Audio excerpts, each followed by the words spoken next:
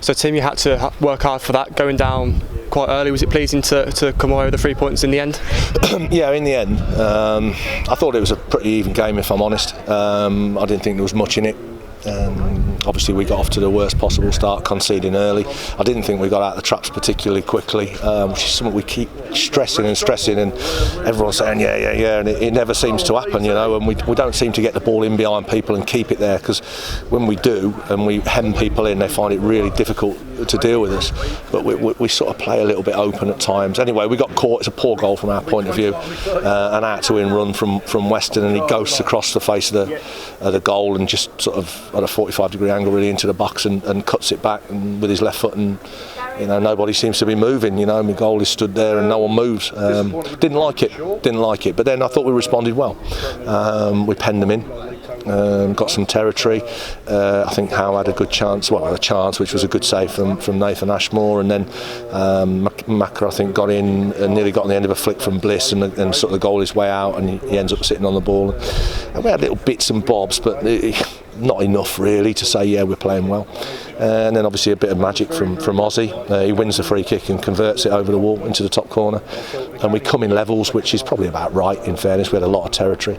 Second half we just said, listen, it's going to be one of them, you're going to have to tough it out, make sure we get the next one, because goals, obviously getting your nose in front's massive. They came here, looked to set out with a back five, they changed their system, but Ungala in to make them bigger, beefed them up. They were huge size, so they could deal with what we put in with that way. But then the problem is you've got other things to deal with as well, so then the footballers come into it a little bit. So anyway, we toughed it, and we sort of went toe to toe, and it was a midfield tight battle really. I don't remember either goalie being worked, and then it just, I couldn't really see from where I was. There was a host of bodies between me, and it looked like a cross shot, or a cross if you like, and it was parried out, hit somebody and flew in. So listen, we'll take it. It looked to me like it was drifting away into a draw, but that's what we're about. We stick at the races, and if something drops, we've got the kind of players who will convert. So I'm obviously delighted with the result.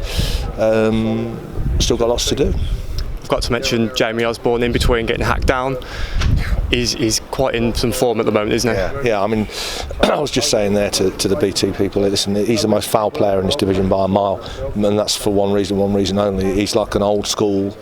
The way he dribbles, he's like an old school player. Back in the day, every team had a dribbler, and he goes past people like they're not even there. I don't know how he does it.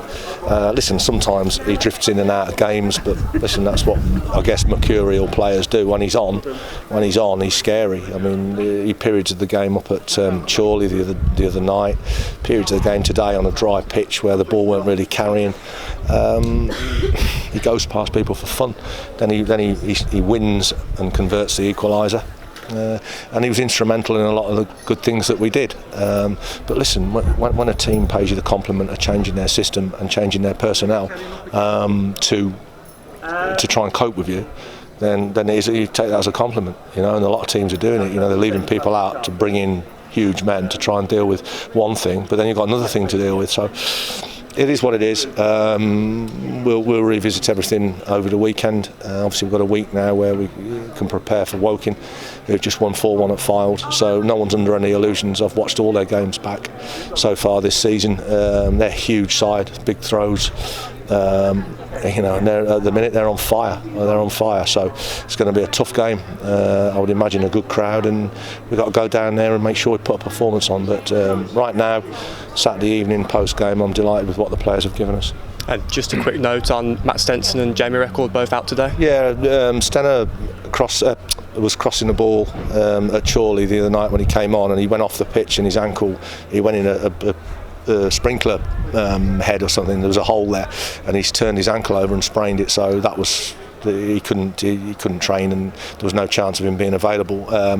Record's ill, so I don't know. I mean, I got a text off the physio yesterday to say he wasn't right, so that was that. So listen, that's what I brought Mitch in.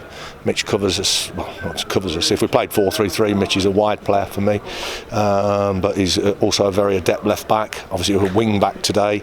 He's got pace. He's got decent delivery. So, Mitch is a good player to have around. There's a couple of lads. I mean, Tyrone Williams walks into most teams.